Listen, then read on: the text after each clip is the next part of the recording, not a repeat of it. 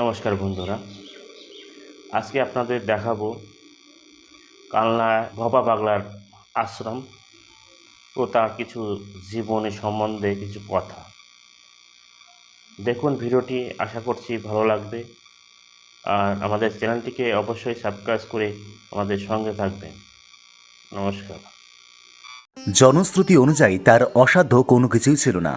মৃত মানুষকে জীবিত করা থেকে শুরু করে মাটির সন্দেশের স্বাদ আসলের মতো করে দেওয়া সবকিছুই সম্ভব ছিল তার দ্বারা। আমরা কথা বলছি ভবা পাগলার বিষয়ে। আসুন শুনে নিই এ বিষয়ে একটি বিস্তারিত প্রতিবেদন। ভবা পাগলা নামটি বোধহয় অজানা নয় কারোরই। আজও তার লক্ষ লক্ষ ভক্তবৃন্দ। জনশ্রুতি অনুযায়ী তার অসাধ্য কোনো কিছুই ছিল না। মৃত মানুষকে জীবিত করা থেকে শুরু করে মাটির সন্দেশের স্বাদ আসলের মতো করে দেওয়া, এই সব কিছুই সম্ভব ছিল তার দ্বারা। পূর্ব বর্ধমানের কালনায় রয়েছে এই ভবা পাগলার মন্দির, যেখানে প্রতিষ্ঠা করা আছে মা কালীর কোষ্ঠী পাথরের মূর্তিকেও। প্রতি বছর এখানে বিশেষ দিনে যেমন পুজো আর্চা মেলার আয়োজন করা হয়, তেমনি প্রতিদিনই ভবা পাগলার অলৌকিক কাজকর্মের টানে এবং অবিশ্বাস্য ফল পেতে প্রচুর মানুষ এখানে আসেন। তবে হ্যাঁ, অবশ্যই যারা বিশ্বাস করেন মানেন তাদের জন্যই। বিশাল আকার ভবা পাগলার এই আশ্রমটি অসংখ্য বড় বড় তাল গাছ, নারকেল, বট এই সমস্ত গাছের ছায়ায় রয়েছে, যেখানে একাধারে যেমন রয়েছে মহাদেবের শিবলিঙ্গ, তেমনই রয়েছে মা কালীকে তুষ্ট করার জন্য বলির কড়িকাঠ। সেই সঙ্গে রয়েছে ভবা পাগলার বহু স্মৃতি। ভবা পাগলার আশ্রমে তার শয়ন কক্ষ থেকে শুরু করে তার ব্যবহারের অনেক জিনিস এখনও রয়েছে। সেই সঙ্গে মন্দিরের মধ্যে থাকা অনেক দেব দেবতার মূর্তির সঙ্গে মন্দিরের দেওয়ালে একটা মসজিদের ছবিও রয়েছে, যা সম্প্রীতির বার্তা বহন করে।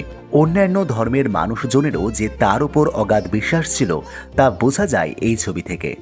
এই আশ্রমে বসবাসকারী ভবা পাগলার এক শিষ্য জানান, ভবা পাগলা তার নিজের বাথরুমেও মা কালীর ছবি রেখেছিলেন, এমনকি সেখানে বসে গানও লিখতেন। বাথরুমে আজও রয়েছে মা কালীর সেই ছবি এবং তার নিচে প্রতিদিনই জবা ফুল অর্পণ করা হয়। ভবা পাগলার এক অলৌকিক ক্ষমতার বিষয়ে জানালেন তাঁর এক নাতনি পম দাস। তিনি জানান, ভবা পাগলা যখন বাংলাদেশে থাকতেন তখন নাকি তিনি মাটির সন্দেশ বানিয়ে মা কালীকে ভোগ দিতেন।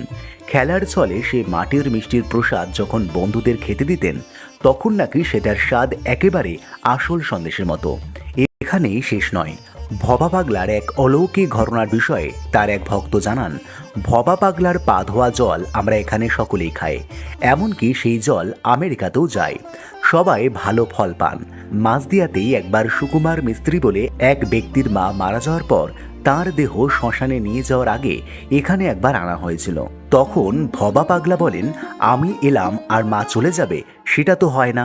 তখন তিনি সেখানকার সকলকে উত্তর দক্ষিণের হাওয়াটা ছেড়ে দিতে বললেন। তারপর ওই মৃত ব্যক্তির মাথায় হাত রেখে বিড়বিড় করে কিছু বললেন। দেখা গেল কিছুক্ষণের মধ্যেই সেই মৃত ব্যক্তি বেঁচে উঠে কথা বলতে শুরু করলেন। এইরকম তার অলৌকিক ঘটনার কথা বলে শেষ করা যাবে না। এই বিষয়ে বিস্তারিত তথ্য জানালেন সেখানকারই এক ভক্ত।